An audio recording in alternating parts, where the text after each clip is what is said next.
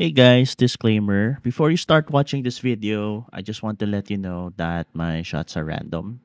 So if you want to watch a more detailed POV drive of the Expander Cross, click the link below. Thank you.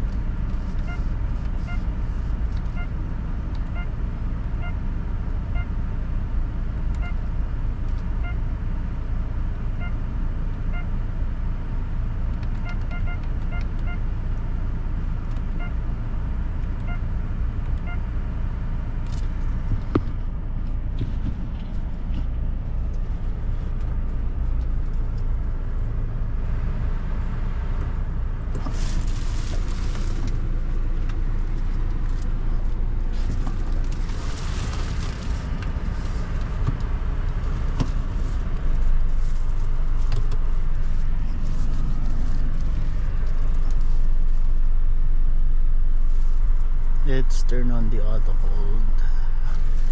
Ayan, may naka-indicate doon.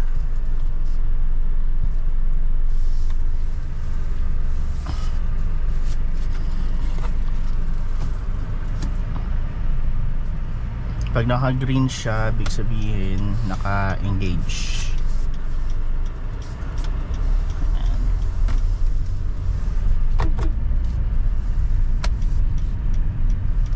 Let's see if meron speed sensing door locks.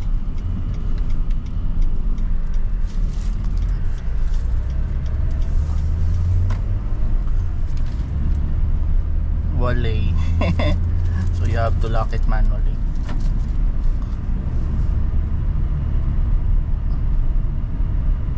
So sa gauge niya, sa digital gauge niya, dalawa yung feature na pwede mong i-display. So itong nakakalabas ngayon, sa fuel consumption siya, tapos kilometers per hour, and then itong isa RPM. So tatlo, RPM, speedometer, tapos yung fuel consumption, which is ito. So pag sinitch ko siya, babago yung display. Yan. Ito na may normal na speed, speedometer gauges na typical na nakikita natin. So demonstrate ng hold function, 0, naka-engage siya, green,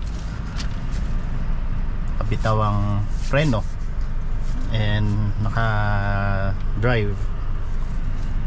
Ayan, the car's not moving.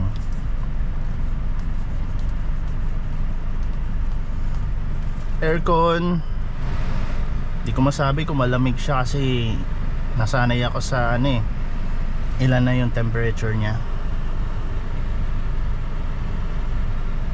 Pero sagad natin, -3. Siguro ito yung tama, yung mga 25 degrees lang.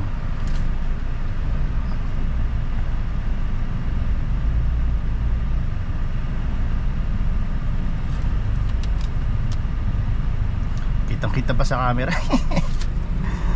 Okay naman siya guys, sanayinan lang.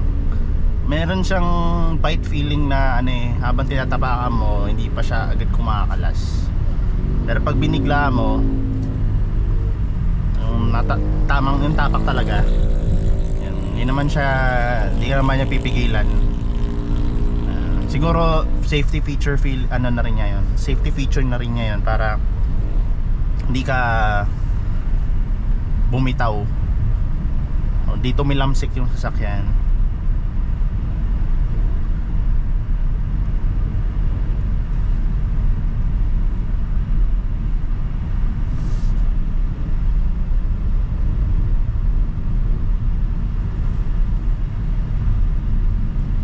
So sa ganitong position guys, 5'4" ako at ganito yung normal driving position ko. Meron akong hindi nakikita dito sa gauge. Hindi ko na nakikita yung eco mode dahil dito sa manibela. Yan. Ganito ako mag-drive. Problema ko na yon. Pero kung ganun ka rin mag-drive, hindi mo rin siya makikita talaga. Hindi ko nakikita yung kilometer reading niya as of now. Ang nakikita ko yung eto na sa taas, yung gauge, tapos yung logo nung Expander, yung picture niya kalahati lang.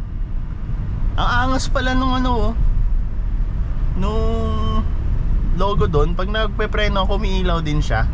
Akala ko lang, for display lang. Oh, angas.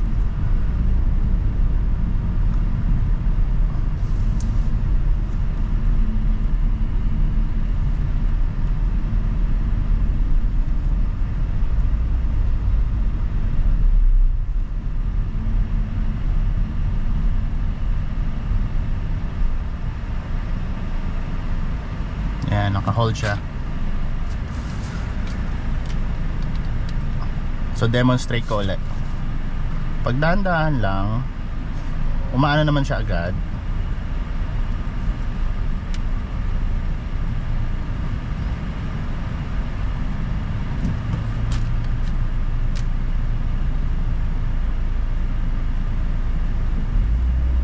Yun.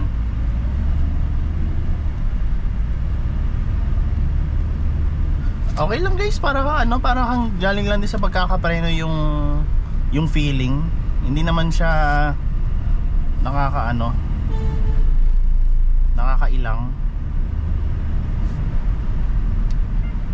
So ito brightness to ng gauge. Okay.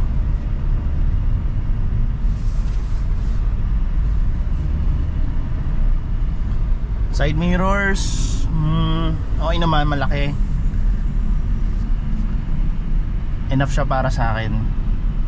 Kasi kita ko sa side mirror yung puwetan ko ang laki.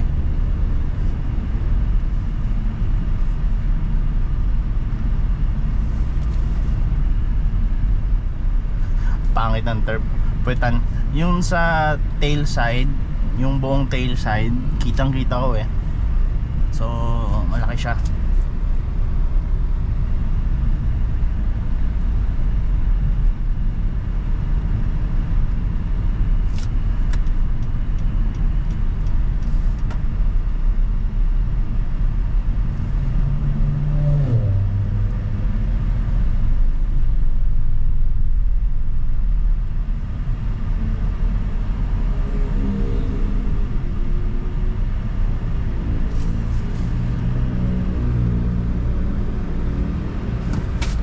Radio, sa mga mahilig sa music, good to para sa akin guys.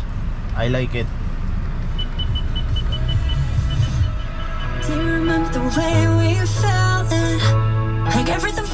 Ganda, di ba? Maganda yung quality, kaso di ko gusto yung tunog ng beep ng audio. Malamang pwede naman patayin yan. Parang tumitili antining.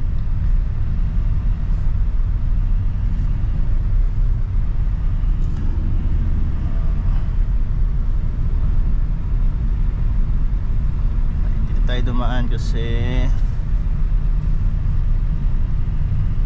gusto ko lang.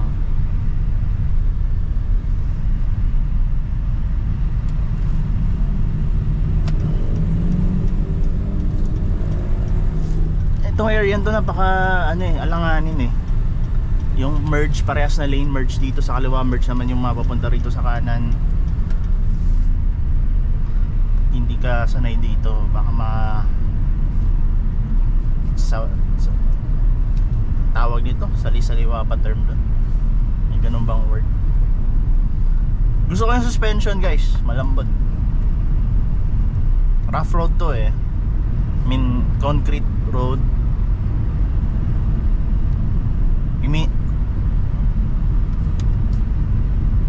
Concrete road siya.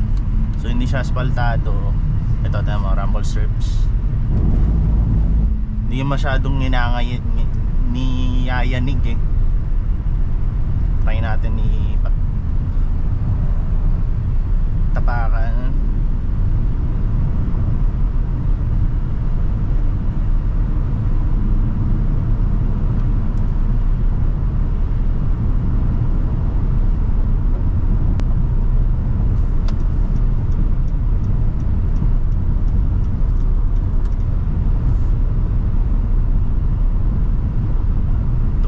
RPM at 93 kilometers, more than 2,000 RPM,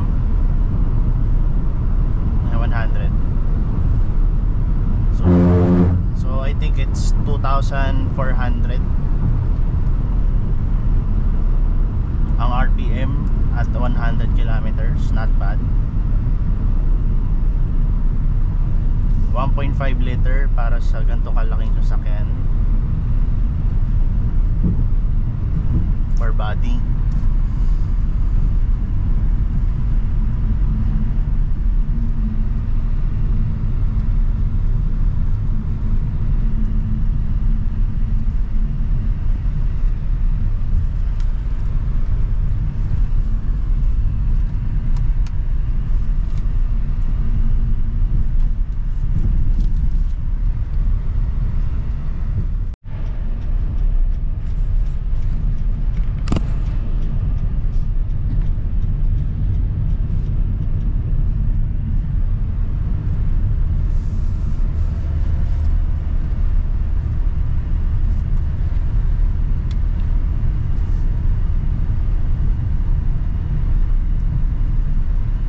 Okay, no commentaries na guys. Just enjoy the drive. Enjoy the view.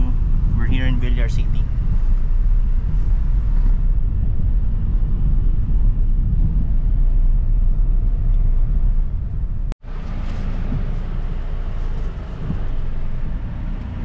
Namatay yung GoPro ko.